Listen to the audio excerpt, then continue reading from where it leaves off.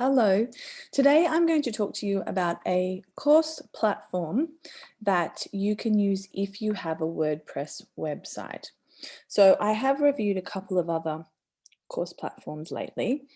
I personally own Fresh LMS and GuruCan, which I bought both of those through AppSumo.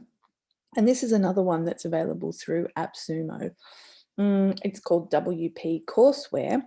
And the thing that sets this one apart is that you can put this onto your website as a plugin, your WordPress website. So it has to be a wordpress.org site, not a .com. And then once the plugin is on, you can deliver the course content inside your own website. So some people prefer this, whereas other people like it to go, they're perfectly happy for it to go to another URL and to go to a course platform. So this is sort of comparable to LearnDash, I guess, or other plugins like that. The big clincher with this is that it's currently on sale with AppSumo for $39 US. Personally, I bought the extended license because my plan is in a few months, probably July, August, I'll run a course on how to set a course up using this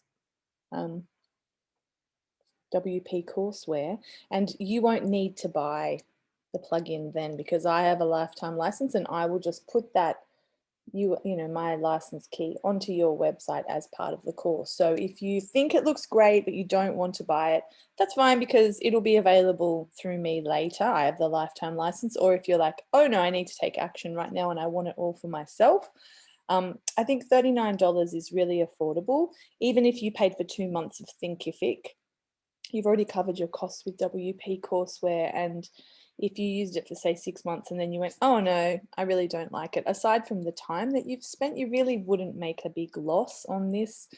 So let's have a little look at the whole process. Now I use Divi theme on my WordPress websites. So pardon me, what I've done here is I've just started to build out a homepage. When I put WP Courseware on, it populated my menu with a number of items that I didn't actually want to be in the menu. So number one, I had to go in and manually edit my menu so that I just had home and courses and about. And for me, that's enough. And the other thing I've done is this URL is a URL that I own. However, it's not my main website URL. And the reason I did that was that I have a feeling that setting up a course on a website, this is my main website. So what I'll do is, in my drop down under courses, I'll send people over to the courses. Or if they're looking for courses, like down here further, I think I have somewhere, not there, but anyway, further down I have a button about, do you want to learn courses? And I would link that over to this URL. So the main reason I did that is if I'm uploading PDFs and videos and lots of things into a course platform, that I don't want that to weigh too heavily on my main website. And what I mean is, like, if you're paying currently like $40 or $50 a year for hosting, and then you put on a course platform onto your website, your hosting is going to cost more. But you know what? I'm paying for separate hosting for this website, so I'm not really saving money. I'm paying like twice as much hosting. But also I didn't want to put the plugin onto my main website and crash my website. So there's a few reasons why I've set it up separately. And over time, I'm hoping to nail it so that it doesn't crash the site. I think a friend of mine put it on her site and it did interrupt her site and it crashed, but she was able to restore it. So this review is a very honest review, and it's also very early days for me because I haven't really delved very deeply in. Like, for instance, on my courses page, there's actually nothing listed there yet because I haven't published any of my courses. But let's go into the dashboard and just have a little look at what happens. So hopefully you know how to put a plugin in. I put the plugin onto the website and I activated it, and now it shows up here, and WP Courseware has its own happy place. So it's got, I had to put my license on. So where was that actually? It was in settings. I had to go into my settings and I had to put in my license key. There are other settings here that you can work through, but let's just look at, you know, like if you hadn't done anything yet, how would I make a brand new course? Now, my favorite vortex in is always to hover over this plus new, and then I get all these options. So I could go in this way and just start a new course this way. Also, if you look at the courses page, you can add a new course. But I have this one here that is it's in draft mode. So let's just have a look at what's happened. So MailChimp mentoring, I'm going to click on that, and these are my main settings that I see. At the moment, I've just got a course orientation, which is 2 units, and I can click the drop down and I can see what I've created there. I can click on them and I can edit them. So I could click on there and I could edit it. I'm sort of just started laying out a frame for myself, thinking, oh, what would I want later? And I tried to have a play with quizzes, but I did not get very far with the quiz, although not because it's terribly hard, just because like I didn't really give it much time. I haven't given this very much time at all. And my hope is like, let's publish it so you can see how it looks on the course page. And also let's have a little crack at making a brand new course. So if we go back to the website and have a look now, courses, MailChimp mentoring is listed there. I would have hoped that it had a preview picture. Oh my goodness, look at what you learn. So yeah, now we're into the MailChimp mentoring and we can see, we can navigate around through the modules quite easily. Because I'm logged in, it's letting me see everything. And so maybe that's a bit of a bother. If I wasn't logged in, I would not be able to access this. And yeah, we need to have a look at that. So obviously the MailChimp mentoring does need a bit of an edit. It needs a preview image. So let's see if we can do that. This is really just like, here we go around the mulberry bush with Natasha. Like, I don't know this very well. And so sometimes these demos are helpful because you can see how easy or not it is. So I want to set a featured image for this course. I'm going to use that image. And I'm hoping that that's going to mean on the course page that it looks a bit different, because for me, that was just a bit like, a bit too basic, just having the words that are clickable. They didn't even look clickable. MailChimp mentoring. I probably don't want this page to have a sidebar and different things, which I can go in and edit the page. I also would want them to display as like, what would we call it?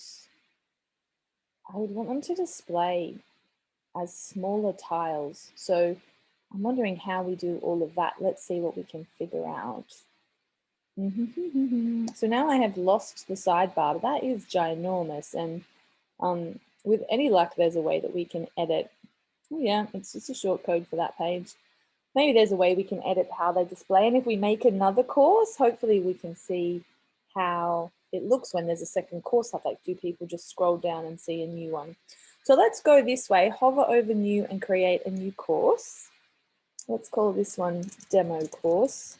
And so initially when you're starting, there is nothing, there's no modules, there's no units, there's nothing. So, I mean, but it's sort of helping you, right? It's got this big glaring button that says, what is it?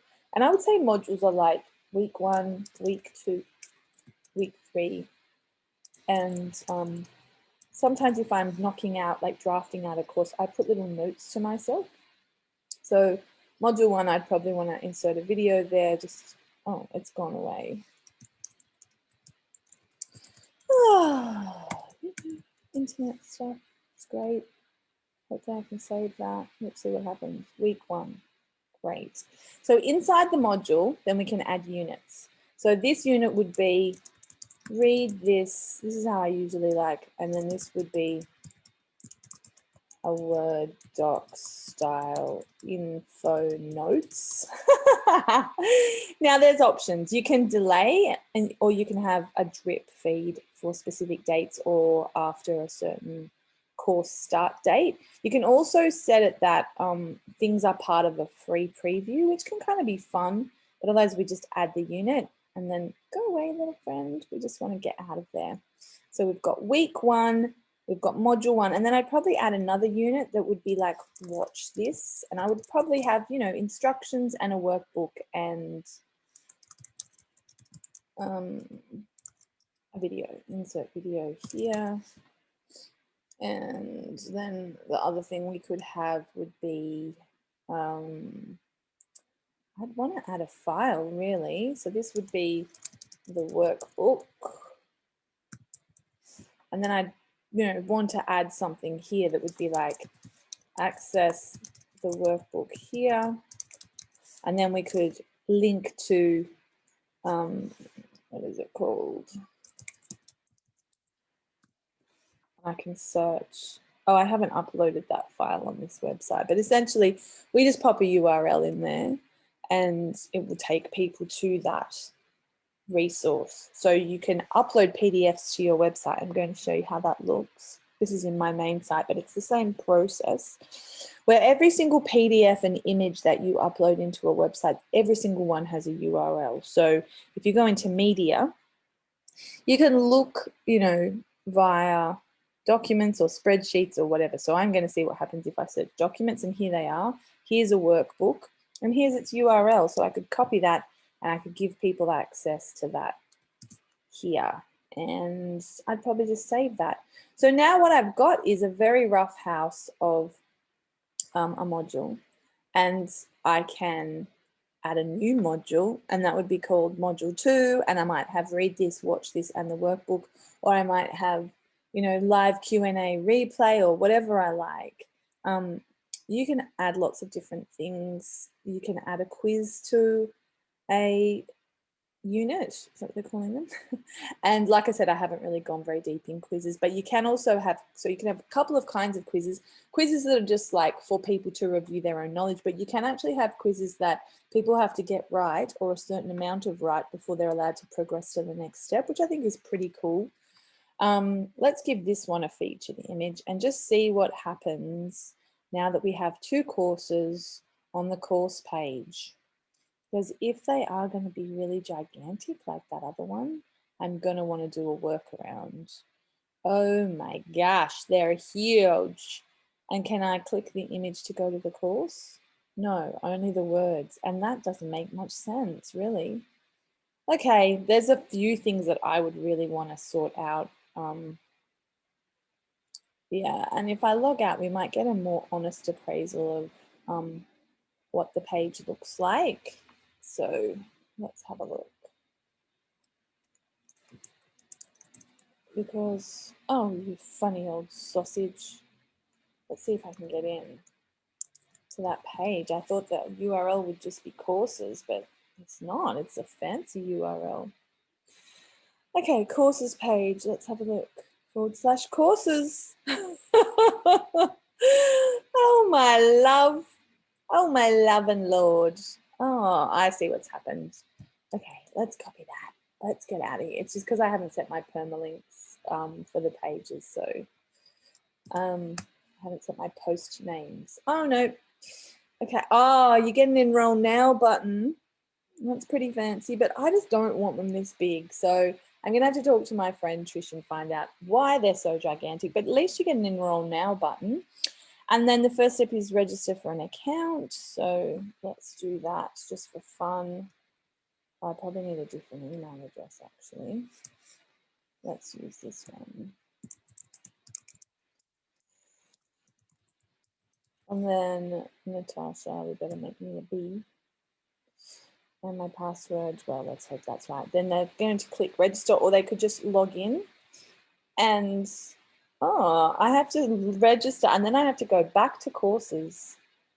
I have the demo course and the mentoring course. I've had immediate access. I haven't had to pay or anything. So there's a few things to nut out here. That's right. And so you can take your payments using this plugin. It's quite fun. Let's have a look what else we can sort out. Tools, settings, maybe it's in settings. Other product style, email, students, membership, payments, taxonomies. What? Oh, there's affiliate stuff. That's pretty cool. Membership, logged in users, service, permalinks. Oh, yeah, I'll have to fix that. Taxonomies, how do we just sort out our payment stuff? I think I'll have to do a second preview video where I can actually show you how to link up your payment processes, because right now I'm just not seeing it. What are the other options here? Checkout. Payment gateways. Oh, boom.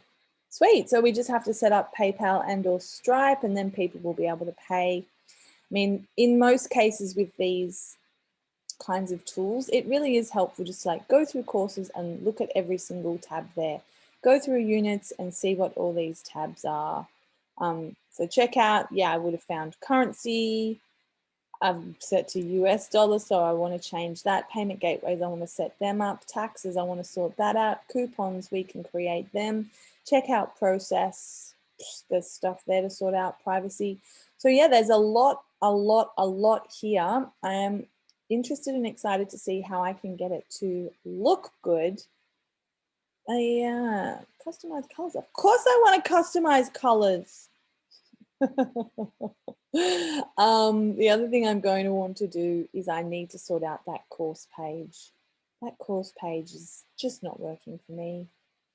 And yeah, hopefully I can sort something out with that. But I mean, that's enough of that. Hopefully that was helpful for you. Oh, I didn't show you the other thing of how to actually get this. So if you don't want to wait till I do a course and you really think you do want to get this, I would recommend going to AppSumo while it's still on sale. So AppSumo is just a website. They sell a bunch of different software, and like my mentor, George Cow, he's like, don't buy stuff off AppSumo, because he said he bought a bunch of stuff and never used it, whereas I've bought a bunch of stuff and I use it. So it's very personal. They are very aggressive marketers. So they really know how to hit your pain points and make you feel like this is the next great thing that's going to totally change your life. So I find what's helpful for me is if I'm thinking about something on AppSumo, I just like to give it a few days. I mean, obviously they do have some things like the Guru Can's finishing in 3 days. So some things do have a timeline. But, you know, at the moment, not Compress, WP Courseware, where's that gone? Does not have a limit. Let's see if I just type in courses.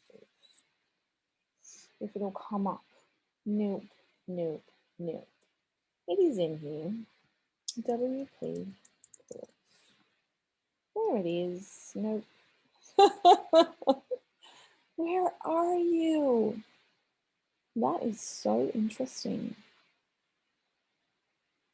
My goodness. Oh, it's yellow. I'm looking for blue. WP Courseware. All right, so it's still here on AppSumo. So yeah, you go to AppSumo and then you find WP Courseware. And once you buy it, you'll be asked to create an account. And once you've purchased, then you basically just go into your head here and you go to My Products, and you will just follow the instructions. Like if you click on the one that you bought, oh no, that's not how you do it. One of the options on the drop down is redeem. It's not available now because I've already redeemed it. And I don't think there are any that I haven't redeemed, but usually there's this redeem with a lightning and you click that. It's super easy. You just follow the instructions. And in other cases, like perhaps with this one, they just actually emailed me. You also get 60 days to get a refund. So you need to redeem by a certain date, and you also have a certain number of days. I'm pretty sure it's 60, where you can buy it, and if you're not happy with it, you can get a refund in 60 days. So that's just a little review about WP Courseware. I hope that was helpful. It's a bit of a long video. Hit me with any questions. I'll probably do an update later when I'm a bit more savvy. I'd say that most of it is, I mean, I find it really straightforward, and the fact that it's integrated with the website, I find really spiffy. Let me know what you think, and I hope you have a beautiful day. See you later.